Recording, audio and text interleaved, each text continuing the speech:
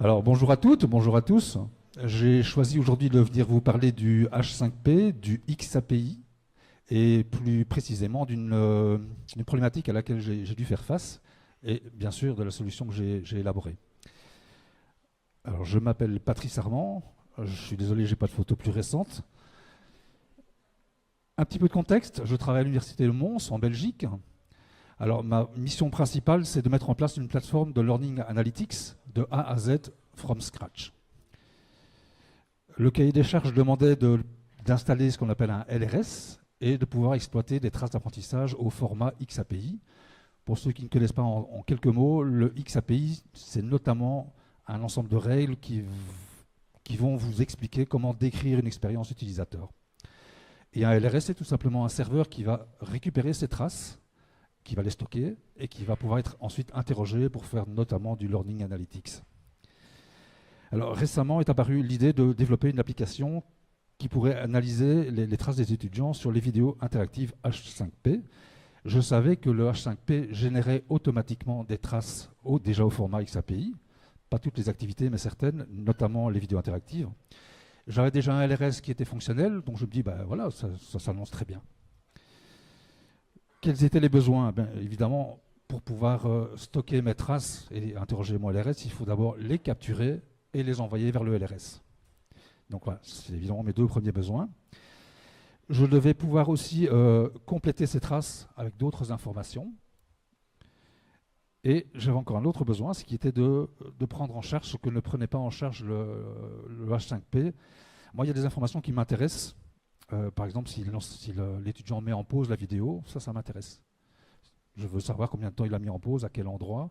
Et si j'ai 50% de mes étudiants qui mettent en pause à un certain endroit, moi, ça m'interroge.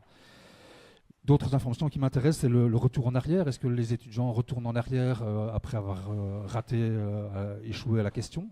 Est-ce qu'ils retournent en arrière avant de répondre à la question? Est-ce qu'ils vont particulièrement retourner à un endroit bien précis? Tout ça, c'est des informations qui sont très intéressantes en Learning Analytics.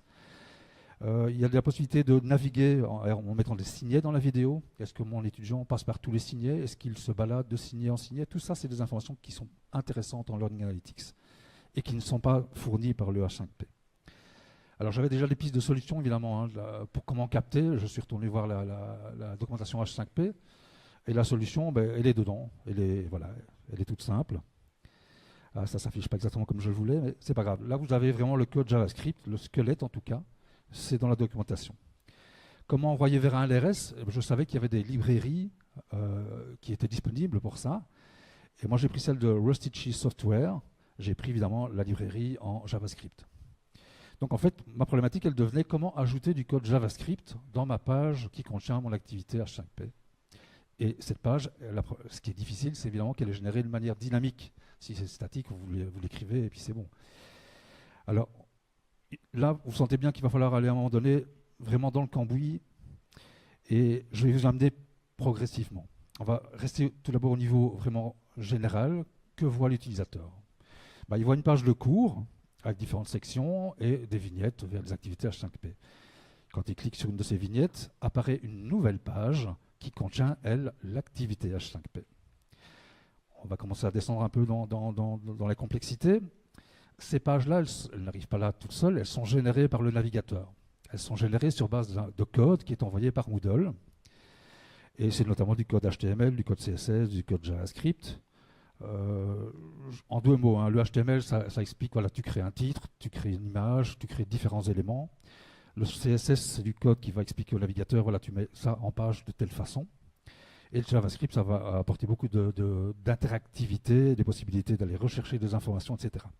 Je suis obligé d'aller vraiment dans ce code HTML, parce que je vous rappelle la problématique, c'est pour moi d'injecter mon code JavaScript dans ma page. Et si vous regardez bien, en fait, ici, vous avez une page incorporée vraiment dans une autre page. Et dans cette page incorporée, tout au fond, vous avez quelque chose d'hyper intéressant, c'est une balise script qui indique charge au navigateur, charge-moi ce fichier JavaScript. Ah bah ça c'est bien parce que là je sais où je vais mettre mon code JavaScript. Là, je vous fais peut-être un petit peu peur, on va y aller mollo. Je vous ai préparé un petit diagramme de séquence, ça n'a rien de très compliqué.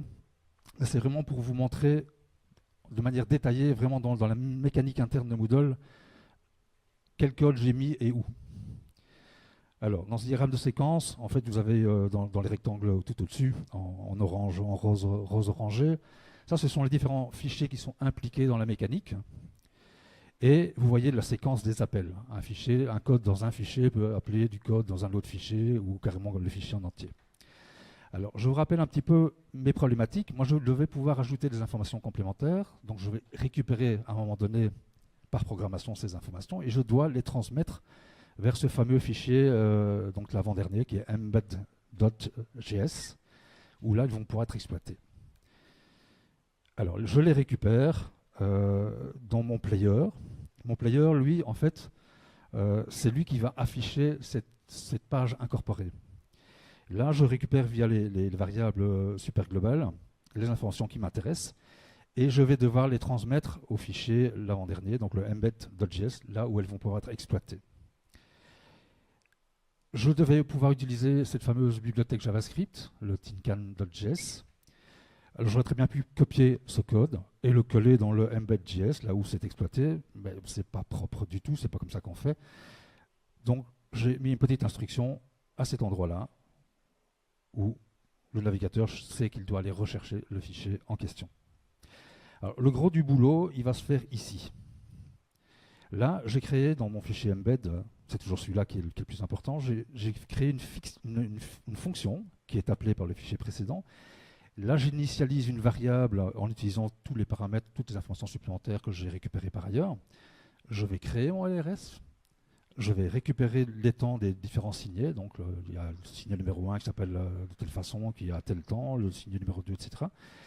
Et je vais également ajouter ce qu'on appelle des event listeners. Les event listeners, c'est juste des choses qui sont à l'écoute d'événements qui peuvent se produire.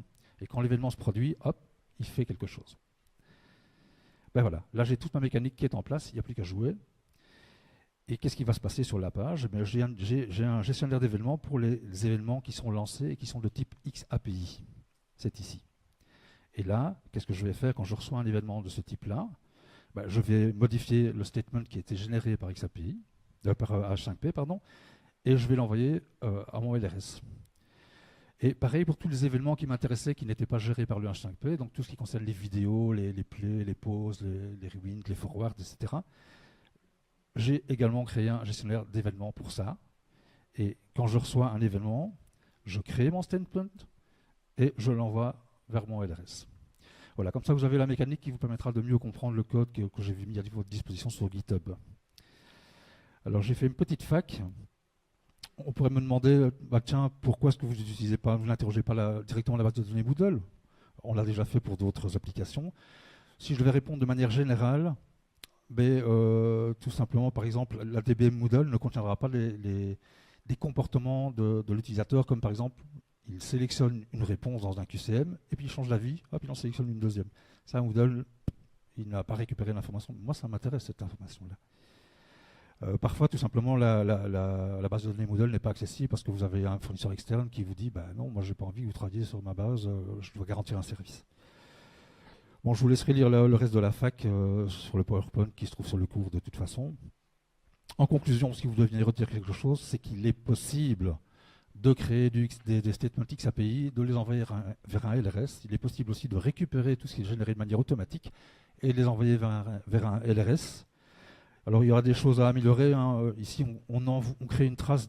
À chaque fois qu'il y a une trace qui est créée, il y a un envoi. Ce n'est pas top. Il faudrait pouvoir mettre ça en file d'attente et envoyer ça par la suite. Bon, je vous laisse terminer parce que là, je ne peux plus aller plus loin. Tout est sur le GitHub, hein, donc, et tout est sur mon site, mon cours. Donc, si vous avez des questions ou si vous voulez me contacter par la suite, il n'y a pas de problème. Je suis à votre entière disposition. Merci.